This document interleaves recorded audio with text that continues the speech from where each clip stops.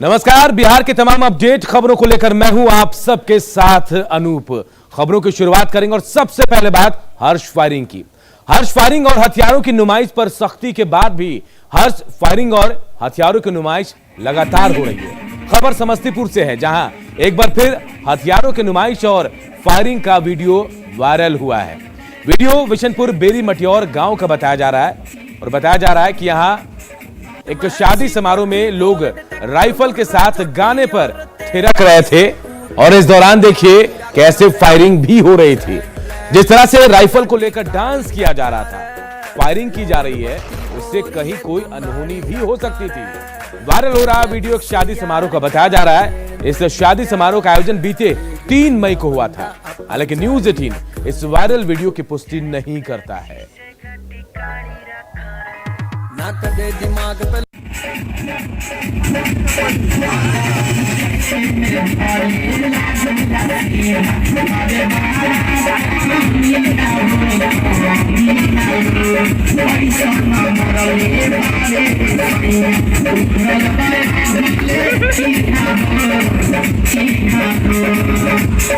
महल सी कोठी भोर डिटेक्टर मुर्रा चोटी और तेरे जिसे कूतरू ने पाली रखा रे।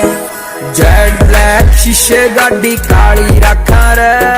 लोड बत्ती बोरिए दुनाली रखा रे।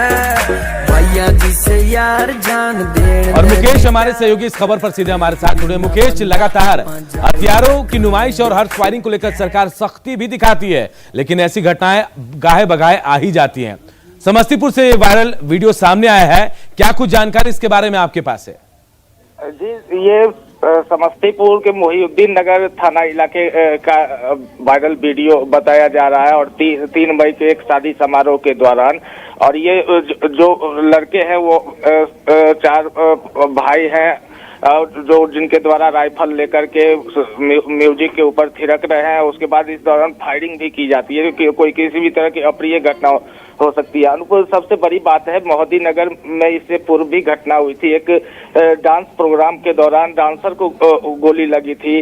उसके बाद कई घटना मोहद्दी नगर में हर्ष फायरिंग की हुई, समस्तीपुर के अन्य जगहों पर हुई। हर मामले में पुलिस के द्वारा कार्रवाई की बात कही तो जरूर जाती है, लेकिन आज तक किसी भी मामले में सख्त कार्रवाई नहीं हुआ, जिसका नतीजा है कि इस तरह लोगों के द्वारा हथियार की नुमाइश की जाती है। मुकेश, इन तस्वीरों को देखकर, वायरल वीडियो को देखकर ऐसा लग रहा है कि थोड़ी सी भी गलती होती, जिस तरह बंदूक का मुंह आम लोगों की तरफ ही है, दोस्तों की तरफ है, और अगर गोली चलती तो किसी की जान भी जा सकती थी।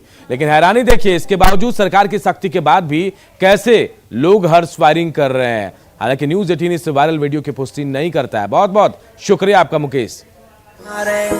जेड ब्लैक शीशे गाड़ी काली रखा रे। लोड बत्ती बोरिए दुनाली रखा रे। भैया जी से यार जान देन दे बिता। एक बिना बंदा अपा जाली रखा रे। जेड ब्लैक शीशे गाड़ी काली रखा रे। ना तबे दिमाग पे। और देखिए, गोपालगंज से एक बड़ी खबर इस वक्त आ रही है। गोपालगंज में 15 ऑर्केस्ट्रा संचालक पर एफआईआर दर्ज किया गया है। 150 किन्नरों के खिलाफ भी प्राथमिकी दर्ज की गई है। लॉकडाउन का उल्लंघन करने का आरोप इन पर लगा है। 2 दिन पहले किन्नरों ने यहां हंगामा किया था, जिसके बाद 15 ऑर्केस्ट्रा संचालक 150 किन्नरों के खिलाफ प्राथमिकी दर्ज की गई है। गोपालगंज से बड़ी खबर हम आपको बता रहे हैं, 150 किन्नरों के खिलाफ प्राथमिकी दर्ज की गई है और 2 दिन पहले इन लोगों ने हंगामा किया था, जिसके बाद ये कार्रवाई इनके ऊपर की गई है।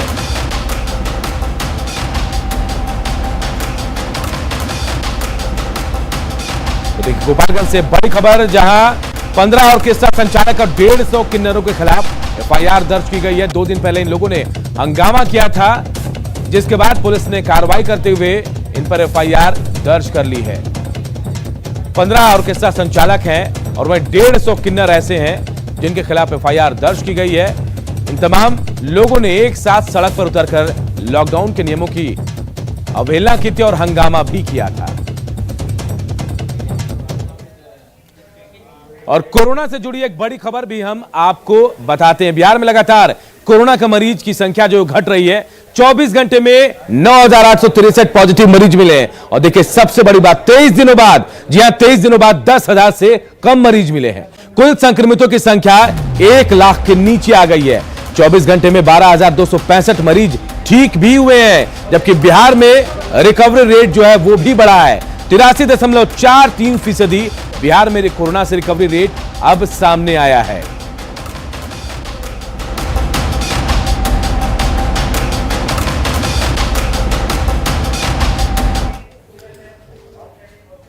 राजधानी पटना के अलावा सूबे के मात्र 2 जिलों में 500 से ज्यादा केस सामने आए हैं। इनमें नालंदा में 523 और मुजफ्फरपुर में 506 मरीजों की पहचान की गई। बिहार के 3 जिलों में 400 से अधिक मामले सामने आए। समस्तीपुर में 487, कटिहार में 478 और बेगूसराय में 409 केस मिले हैं।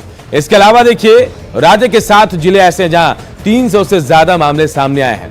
वैशाली में 398, गया में 388, सारण में 343, पश्चिम चंपारण में 339, पूर्वी चंपारण में 338, पूर्णिया में 331 और मधुबनी में 317 मरीज मिले हैं।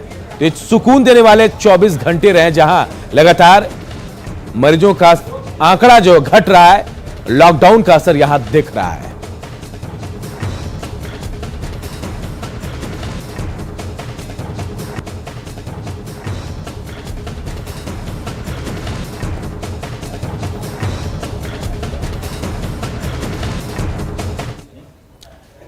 राहत भरी खबर यह कि बिहार से जो आंकड़े आ रहे हैं वो बता रहे हैं कि अब कोरोना के केस धीरे धीरे कम हो रहे हैं। पिछले अगर हम 5 दिनों की बात करें तो एक दिन मामूली वृद्धि के अलावा हर रोज केसों में मामले में कमी आई है। 8 मई की बात करें तो 12,948 मरीज मिले, जबकि 14,962 मरीज ठीक हुए। 9 मई को देखिए 11,259 मरीज मिले, जबकि 13,364 मरीज ठीक हुए। 10 मई को 10,174 मरीज मिले, जबकि 15,800 मरीज ठीक हुए। 11 मई को 10,920 मरीज मिले, 13,852 मरीज ठीक हुए। हालांकि 12 मई को यह संख्या घटकर 9,863 के करीब पहुंची। वहीं ठीक होने वाले मरीज 12,265 रहे हैं। तो देखिए ये आंकड़े भी बता रहे हैं कि कोरोना अब कंट्रोल में आ रहा है। चलिए बढ़ते आगे। मरीजों की घटती संख्या के बीच अच्छी बात यह है कि रिकवरी रेट में भी लगातार इजाफा हो रहा है। हम आंकड़े इसके भी बता रहे हैं आपको। 8 मई की बात करते हैं। जी 8 मई को रिकवरी रेट जो है 79.97% रहा। वहीं देखिए 9 मई को यह दर 80.71% रहा, जबकि 10 मई को यह आंकड़ा 81.97% के करीब पहुंच गया। 11 मई को यह आंकड़ा 82.77% के पास पहुंच गया है। वहीं 12 मई को इसमें और वृद्धि हुई और यह आंकड़ा 83.43% तक पहुंच गया। ये आंकड़े भी थोड़ी राहत देने वाले हैं।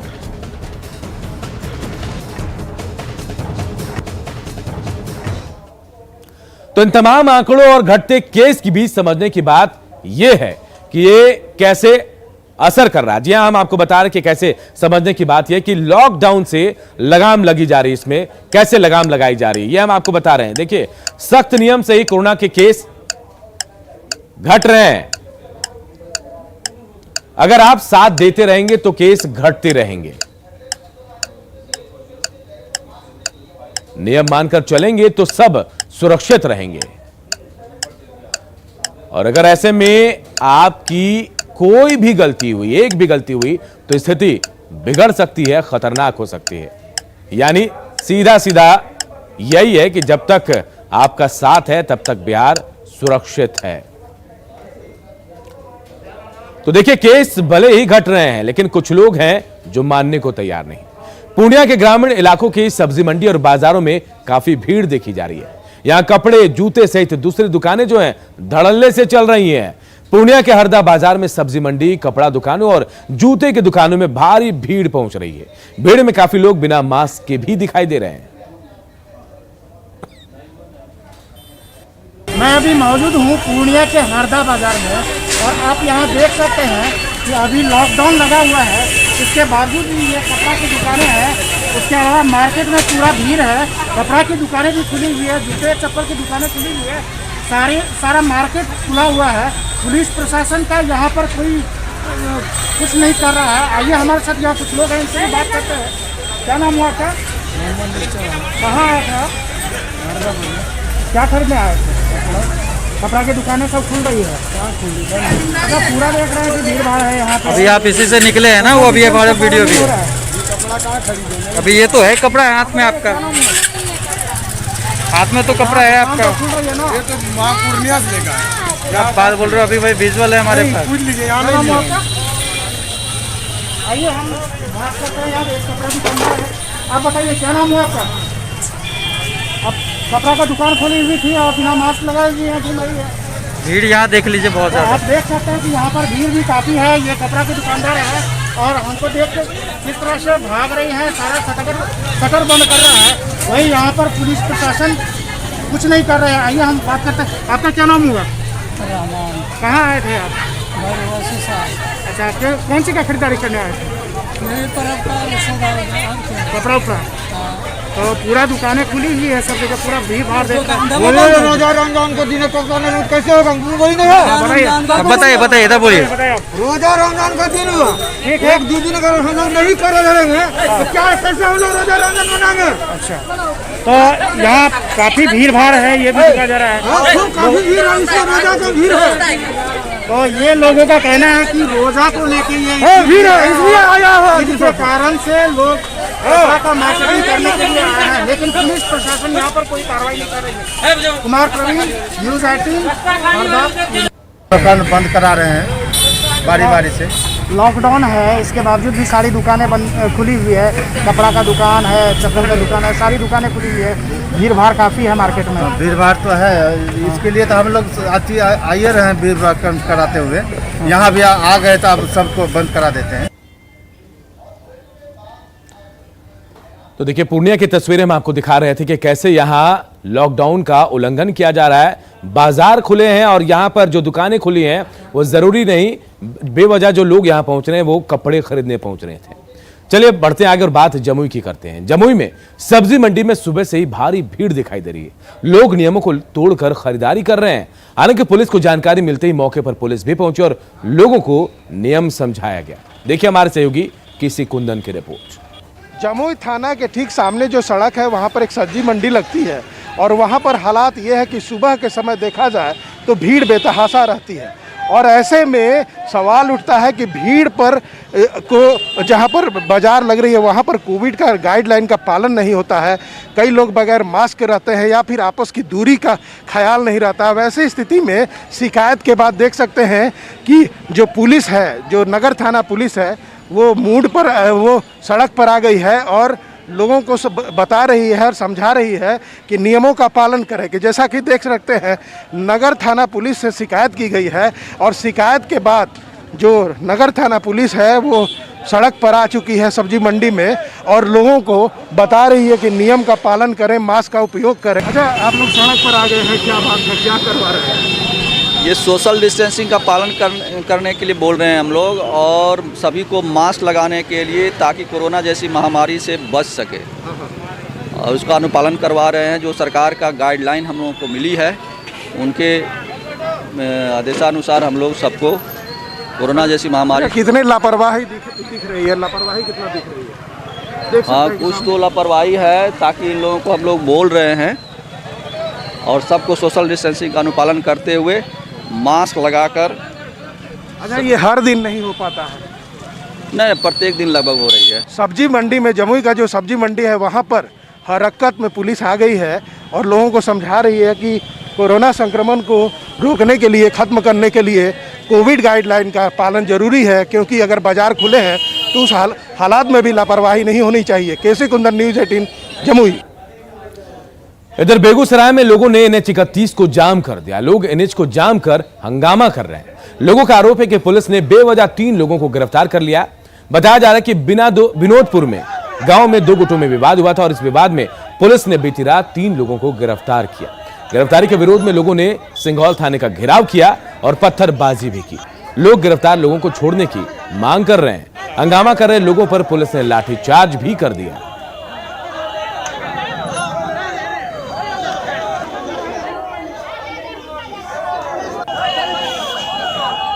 और संतोष हमारे सहयोगी इस खबर पर सीधे हमारे साथ फोन लाइन से जुड़े हैं। संतोष, क्या हंगामा यहां अब भी चल रहा है? सड़क जाम अब भी है वहां?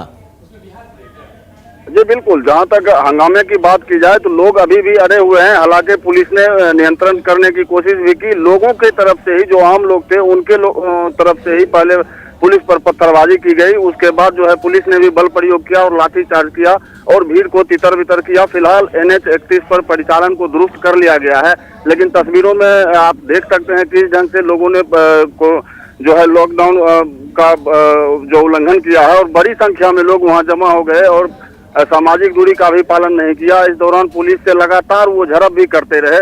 लोगों का आरोप है कि एक मामूली बात को लेकर हुए विवाद की वजह से पुलिस ने निर्दोष लोगों को गिरफ्तार किया, जबकि वहीं पुलिस का कहना है कि दो पक्ष में हुए विवाद के बाद पुलिस ने जब FIR दूसरे पक्ष के द्वारा करवाया गया था तो जो भी आरोपी थे उनको पकड़ने के लिए गई थी और वहां भी लोगों ने हंगामा किया था और आज सवेरे से ही आकर NH को जाम कर दिया और हंगामा कर रहे थे। तो देखिए तस्वीरें बेगूसराय के दिखा रहे हैं। NH 31 को जाम किया गया, लेकिन यहाँ भी लॉकडाउन का उल्लंघन किया गया। लोग सड़कों पर उतरे और बिना मास्क के, बिना सोशल डिस्टेंसिंग के नजर आए और ऐसे में कोरोना का संक्रमण फैल गया तो कौन जिम्मेदार होगा, कोई नहीं कह सकता। बहुत बहुत शुक्रिया आपका। के साथ हुआ पब्लिक प्रशासन आया, दरवाजा तोड़ के पूरे सबको दरवाजा तोड़ के एक औरत, बच्चा, बूढ़ा सबको पीटा। पुलिस था, नक्सलाइट पार्टी था और तमाम आदमी था, मुखिया जी पूरे प्रेग्नेंट और सबको घर में एक घर में सबको पीटे। तब हमें सबको क्या कारण बजे से लेकर 3 बजे तक पीटते रहा। तो साथ थे बच्चे एक साथ थे। दरवाजा में पहले मेन गेट तोड़ा, उसके बाद नीचे वाला 2 मोटरसाइकिल बाइक था उसको तोड़ फोड़ के फिर ऊपर आया छत पर, दोनों छत के बार भी तोड़ दिया। LCD जितना था वो भी फोड़ दिया। मेरे वाला रूम में धक्का मार मार के पहुंचाने लगा मेरे से दूरी साल से उसको। कोरोना के संकट काल में लोगों की मजबूरी का फायदा उठाकर अवैध कमाई करने वालों की संपत्ति जब्त की जाएगी। आर्थिक अपराध इकाई ने आरोपों की जांच शुरू कर दी है। सरकार के निर्देश के बाद आर्थिक अपराध इकाई एक्शन में है। कोरोना के इस संकट काल में ऑक्सीजन और रेमडेसिविर इंजेक्शन की कालाबाजारी करने वाले लोगों और एम्बुलेंस की आड़ में अवैध कमाई करने वाले लोगों के खिलाफ EOU यानी आर्थिक अपराध इकाई ने सख्त कार्रवाई करने का मन बना लिया है। अब ऐसे लोगों के खिलाफ EOU एक्शन मोड में है। ऐसे सभी कालाबाजारियों के खिलाफ जो उनकी संपत्ति अर्जित की गई है उसकी जांच के आदेश दे दिए गए हैं। EOU के ADG के आदेश पर इनकी करतूतों की जाँच के लिए संपत्ति का पता लगाने को कहा गया है। माना जा रहा है कि कालाबाजारी से अर्जित अभियुक्तों की संपत्ति जब्त करने की कार्रवाई जल्द शुरू की जाएगी। कोरोना महामारी के दौरान ऑक्सीजन सिलेंडर और रेमडेसिविर इंजेक्शन की कालाबाजारी पूरे बिहार में जोरों पर रही है। एम्बुलेंस चालक भी मनमाना किराया वसूलते रहे हैं। EOU ने पिछले कई दिनों में पटना पुलिस और दूसरे जिलों की पुलिस के साथ मिलकर कई कार्रवाइयाँ की हैं। हफ्ते भर में कई गिरोह पकड़े गए हैं जो कालाबाजारी के धंधे में लिप्त थे। 1.5 दर्जन से अधिक धंधेबाजों को गिरफ्तार किया गया है और कई के खिलाफ केस भी दर्ज किए गए हैं।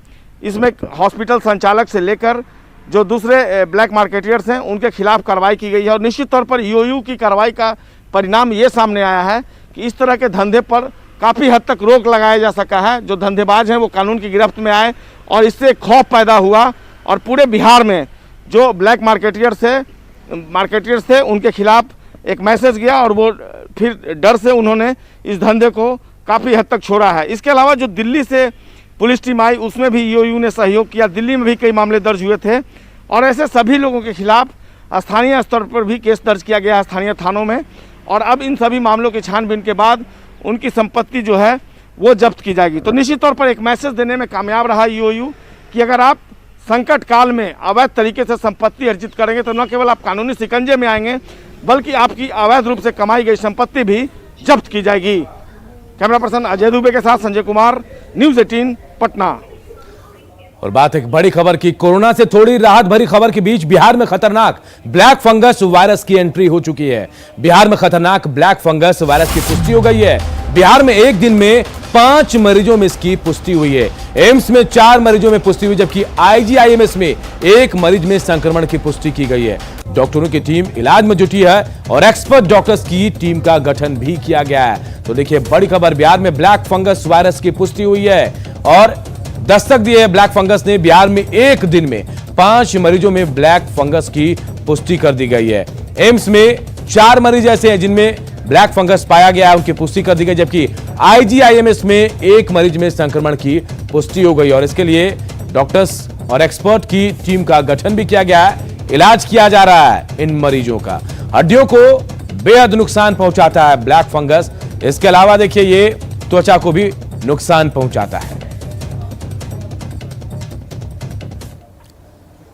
और आइए अब आपको बताते कि आखिर ब्लैक फंगस है क्या। देखिए ब्लैक फंगस इन्फेक्शन से जुड़ी एक बीमारी है और जो अब बिहार में दस्तक दे रही है। यह भी कहा जा रहा है कि एक तरफ के ये जो फंगस या फफूंद से फैलता है एक तरह के, इसके बीजाणु जो है वातावरण में प्राकृतिक रूप से मौजूद होते हैं। शरीर का इम्यूनिटी सिस्टम कमजोर हुआ तो ये जानलेवा भी बन जाता है। डायबिटीज के मरीज सबसे ज्यादा इसके शिकार भी होते हैं और कोरोना के पीड़ित मरीजों के लिए ज्यादा खतरनाक है। देखिए शरीर को कैसे प्रभावित करता है ये ब्लैक फंगस, जरा ये भी जान लेते हैं। आंख नाक के रास्ते ये फंगस जो है दिमाग तक पहुंचता है। जी हां, दिमाग तक ये पहुंचेगा। ये फंगस हड्डी और त्वचा को नष्ट कर देता है। इसके अलावा देखिए ऑक्सीजन वेंटिलेटर सपोर्ट वालों के लिए ये बेहद खतरनाक है। कोरोना से पीड़ित मरीजों के लिए ये ज्यादा खतरनाक बताया जा रहा है। ये नाक से शुरू होकर जबड़े तक बेहद खतरनाक असर भी डालता है।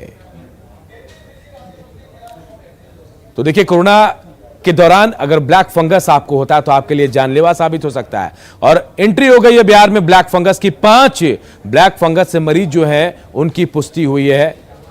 बढ़ते आगे, बिहार में बीते 4 दिनों से रुक रुक कर बारिश हो रही है और किसानों की कमर टूट गई है। बारिश से नालंदा जिले में प्याज की फसल को भारी नुकसान पहुंचा है। किसानों का कहना है कि फसल भीग जाने के बाद प्याज के सड़ने का खतरा है, इसलिए मंडी में बिक्री की उम्मीद नहीं है। हम लोग का पानी का दिक्कत हो रहा है, पानी का निकास नहीं है। पानी जो बारिश का पानी जमा होता है खेत में तो निकालने का दिक्कत होता है। ये 3-4 दिन से लगातार बारिश पड़ रहा है। हम लोग का प्याज ही खेत में ही रह जाएगा, सड़ जाएगा खेती में ही। लगातार बारिश पड़ रहा है, पानी से नुकसान हो रहा है। पानी कैसे से पड़ रहा है? 3-4 दिन से रहा। अच्छा, तो ये प्याज डूब गया क्या? हाँ, पानी डूब गया। जो उखड़ा हुआ प्याज है सब नहीं भाऊ, तो क्षति हो ही जाएगा। जो लगा हुआ है जो प्याज तो खत्म हो जाएगा समझ। और इस बुलेटिन में इतना ही, लेकिन खबरें लगातार जारी है। देखते रहिए न्यूज़ 18 बिहार झारखंड।